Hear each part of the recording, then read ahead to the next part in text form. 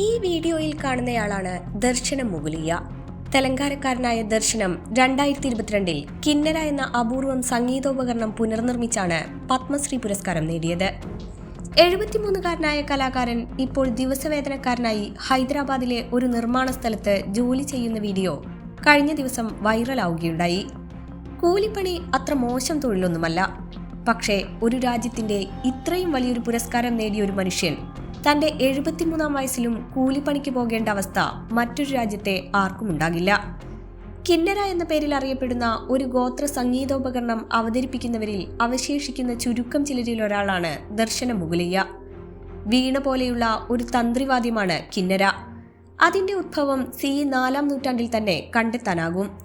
ഡക്കാളി, മാഡിക, ചെഞ്ചു തുടങ്ങിയ ഡെക്കാൻ പീഠഭൂമിയിലെ നാടോടികളായ ഗോത്രങ്ങൾക്കും ദളിത് വിഭാഗങ്ങൾക്കും ഈ ഉപകരണം തദ്ദേശീയമാണ്. മൊഗിലിയയുടെ പൂർവികർ വ്യത്യസ്ത കോണുകളുള്ള കിന്നരകൾ ഉണ്ടാക്കുന്നതിലും വായിക്കുന്നതിലും മുൻനിരക്കാരായിരുന്നു. അച്ഛൻ 9 പടികളുള്ള ഒരു കിന്നരയുണ്ടാക്കിയിരുന്നു. 12 പടികളുള്ള കിന്നര ആദ്യമായി സൃഷ്ടിച്ചത് മൊഗിലിയയാണ്. 12 പടികളുള്ള കിന്നര നിർമ്മിച്ച് വായിക്കുന്ന ഒരേ ഒരു കലാകാരനും അദ്ദേഹമാണ്. കിന്നര സംഗീതജ്ഞൻ എന്ന നിലയിലുള്ള അദ്ദേഹത്തിന്റെ സംഭാവനകൾക്ക് 2022 ഇന്ത്യ ഗവൺമെന്റ് അദ്ദേഹത്തെ പത്മശ്രീ പുരസ്കാരം നൽകി ആദരിച്ചു.